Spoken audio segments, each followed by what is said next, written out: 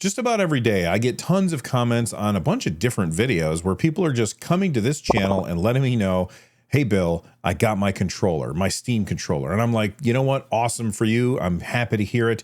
If that's you, congratulations. If that's not you, if you're still waiting for your Steam controller, hang in there. I'm here to tell you the Steam controller is absolutely awesome. Since I got it, I haven't used any other controller when I'm using my PC. The Steam controller is my main controller, and now it is pretty much my only controller because it is just so damn good. It's comfortable, it's reliable. Steam input allows me to do whatever I want with it, and I don't feel the need to use any of my other controllers, and I have tons of them. So, you know, keep waiting if you're waiting for yours. It will come soon. However, there is something that I wanted to make sure that I tell people about, because some people have been getting banned in some games that are using AI anti-cheat because those games are accidentally thinking that the use of gyro is a form of cheating. This is the OBSBOT Tiny 3 Lite. This webcam is more accessible and has way more features than just about any other webcam that I have ever seen. It combines 4K image quality with features that go far beyond what's expected of webcams. Starting with the microphone, this camera has 3 built-in MEMS microphones, which allows the microphone to lock onto your voice and deliver studio-like quality no matter where you are in the room. This webcam is tiny, which means it's going to fit into any gaming setup. It's equipped with a 1/2-inch CMOS sensor, which means it's going to have fantastic low light performance. It even supports HDR. It has resolutions of 4K at 30 frames per second, or even 120 frames per second if you bring the resolution down to 1080p. This means that you can shoot slow motion content, which is something I've only ever been able to do using my $1,500 camera. It's compatible with the Steam Deck, which means if you're running Linux, you're going to be all set.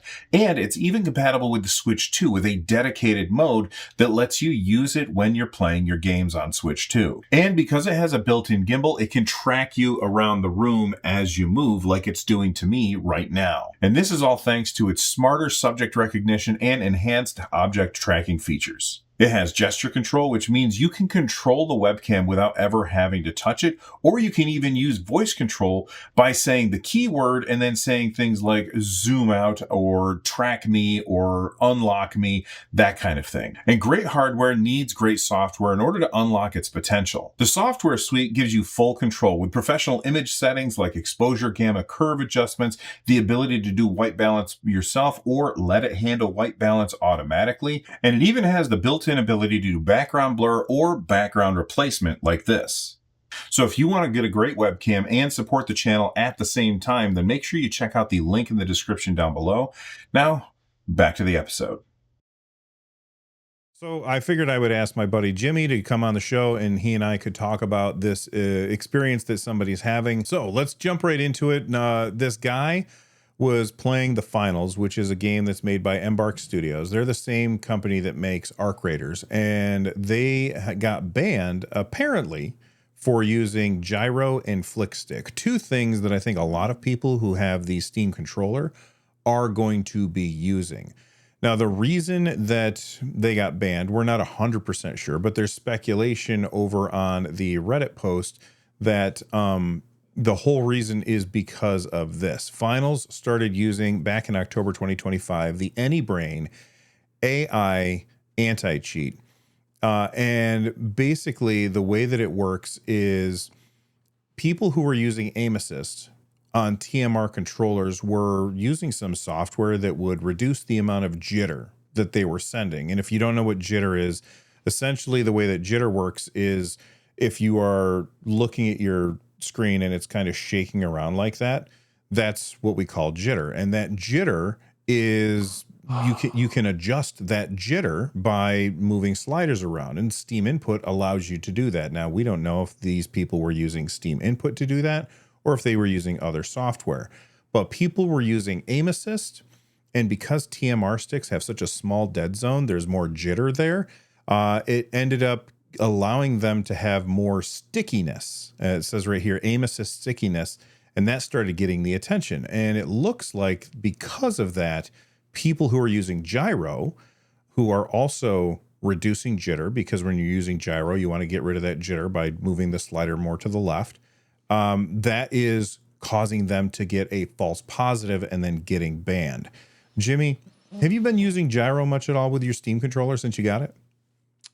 Yeah, I have. I was just using it last night in Control Ultimate Edition. I found a great profile on there, but I actually did use it for probably 10 or 15 hours so far in Battlefield 6, and I have not had an issue.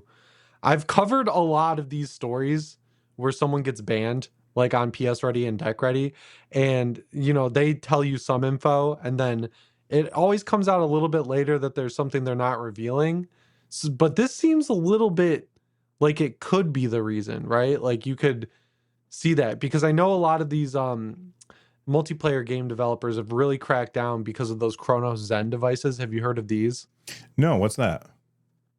It's like a USB halfway point between your console and your controller, and it, I guess, does what this is doing. Like it cranks your aim assist basically and really smooths out your aim and gets the latency as low as possible. It was really big and popular for Destiny 2. So like you'd get sniped from a guy who's like around the corner, like you die before you even see the guy. And it would always turn out that they were using these Chronos Zen devices. And that was like a super layman's explanation of what it does. I know it's more detailed than that, but essentially it made you better at competitive PvP games like Destiny 2 and the Crucible.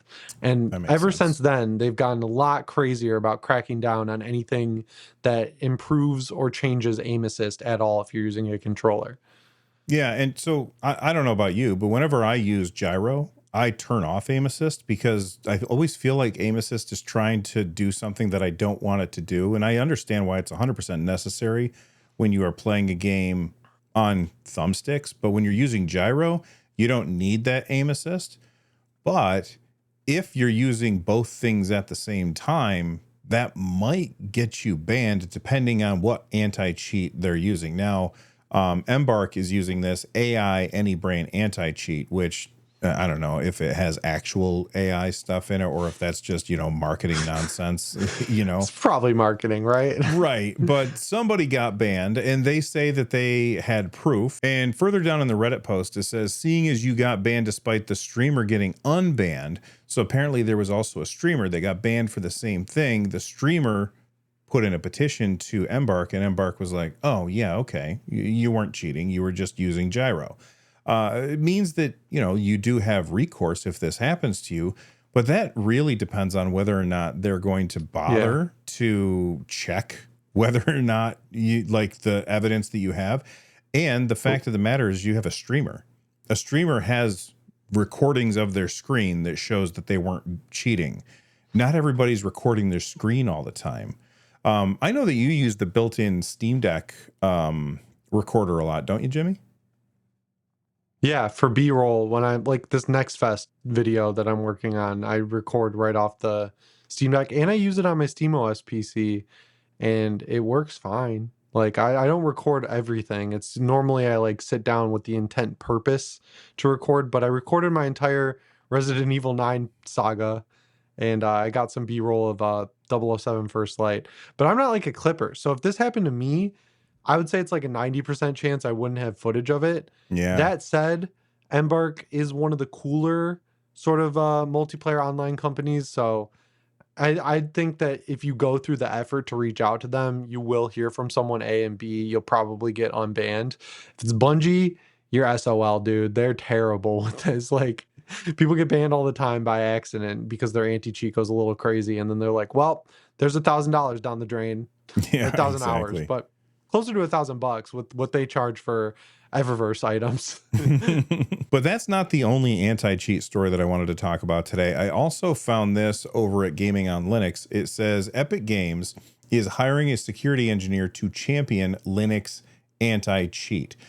This is not the first time that I've seen an article about this because I think it was, I don't remember when it was, but in a relatively recent episode, I talked about the fact that Epic Games had hired a security engineer specifically for Linux anti-cheat. And I was like, hell yes, this is really good progress for us. Well, now it looks like they're either hiring another one because they fired that one or that one left, or maybe they're expanding the pool because they have decided, you know what? Enough people are using Linux now that we got to slowly start pushing this out and increasing the number of people who are working on this so that we can access all of those people and, more importantly, all of their wallets. And I was wondering if you thought, Jimmy, if this was a possible canary in the coal mine, or if you think that this is just Epic doing their thing and other companies aren't going to bother with this. I think you're onto something for sure. I just talked about this in a video that I'm editing right now. Oh, I think they're seeing where the wind is going, right? It's like, what's Linux at? Like 5 or 6% of overall PC gamers or something like around there. It doesn't sound like a lot, but that with how many people are playing games on PC, that could equal out to like tens or even hundreds of millions of people. yeah. And they're selling this as a service. So if BattlEye or this AI one we were just talking about, if one of their selling points is that they support Linux and Easy Anti-Cheat doesn't, then they could lose that deal, right? Like that's an easy marketing tool for them. And I think they see that, you know, these communities are getting a lot more insular and this era of like creative freedom, creative risks is kind of ending. So they kind of want to plant their flag, I think, and say, okay, we're going to make sure that we are dominant in the anti-cheat field on PC when everyone's kind of getting more insular into their little camp of either PlayStation, Xbox, PC, or Nintendo. So it's actually like coming off to me, at least like forward thinking on Epic's part.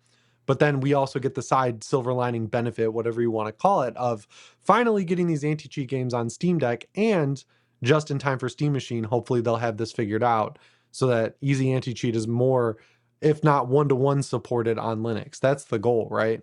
Oh, absolutely. And I just want to make sure everybody, because we're going to get comments if we don't say it. There's plenty of games that use Easy Anti-Cheat that do support Linux.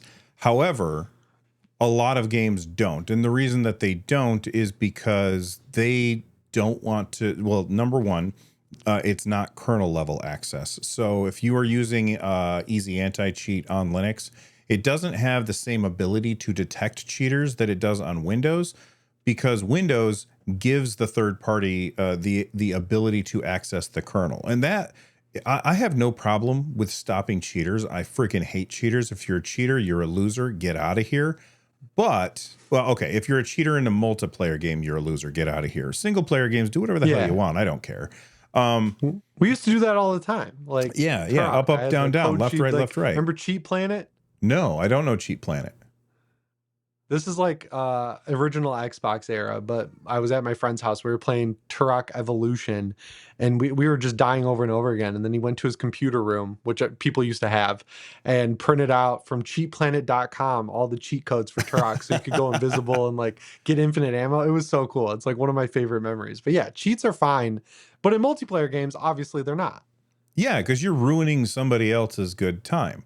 And my problem isn't with anti-cheat. My problem is with kernel level access. And when something has access to the kernel, it's not that I'm afraid that they're being nefarious with what they're doing. What it makes me worry about is that they're incompetent with what they're doing. And then they make a mistake and it breaks everything. Like, I think it was called CrowdStrike. That was last year.